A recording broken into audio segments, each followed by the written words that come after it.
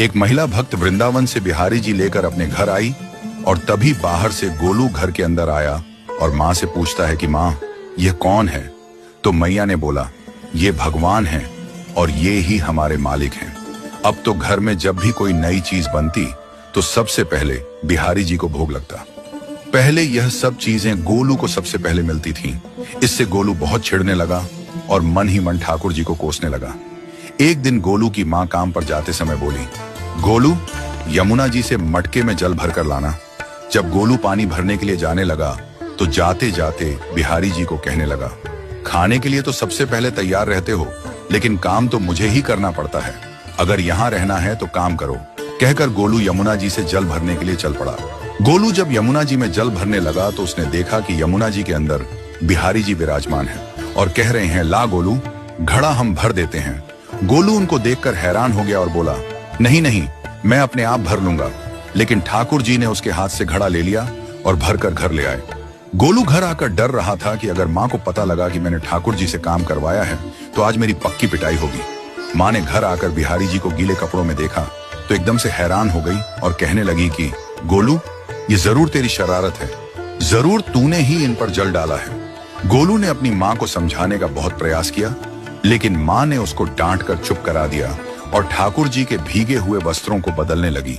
अगले दिन जब माँ ने गोलू को अनाज पिसवाने का काम दिया तो बिहारी जी फिर अनाज का कनस्तर ले आए और माँ को ठाकुर जी के वस्त्रों के ऊपर सूखा आटा पड़ा मिला। तो माँ ने फिर गोलू को डांटा कि तुझे पता नहीं कि ये हमारे भगवान हैं और तू भगवान के साथ शरारत करता है। आज तूने फिर इनके ऊपर आटा फेंका है। तो गोलू शपथ लेकर कहने लगा, नहीं माँ, मैंने कोई शरारत नहीं करी है। ये तो मेरे हाथ से गेहूं का कनस्तर लेकर खुद पिसवा कर आए हैं। गोलू की माँ आज बहुत गुस्सा हुई।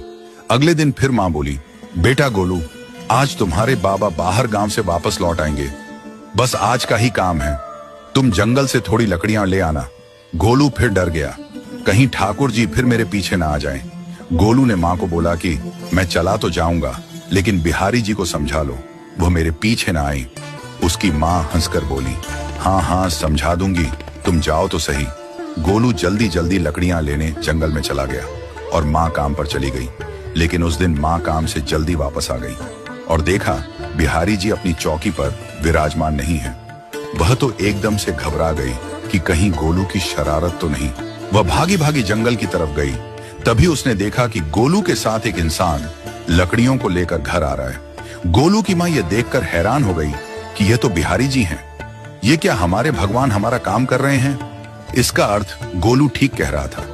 वह जल्दी जल्दी भागकर ठाकुर जी के पास गई और लकड़ियां उनके हाथ से लेते हुए उनके चरणों में गिरकर रोती हुई बोली, हे बिहारी जी, ये आप क्या कर रहे हो? मुंह गरीब का काम क्यों कर रहे हो? ठाकुर जी मुस्कुराते हुए बोले, हमें तो तेरे बेटे पर बहुत प्यार आता है। सब लोग हमें भगवान समझते हैं, लेकिन एक तेरा बेटा ही था जो हमको अपना मानता था। अपना मानकर वो हमें डांट भी देता था, हमारे साथ गुस्सा भी करता था, और जो हमें एक बार अपना मान लेता है तो हम उसके मान के लिए उसके ही हो जाते हैं।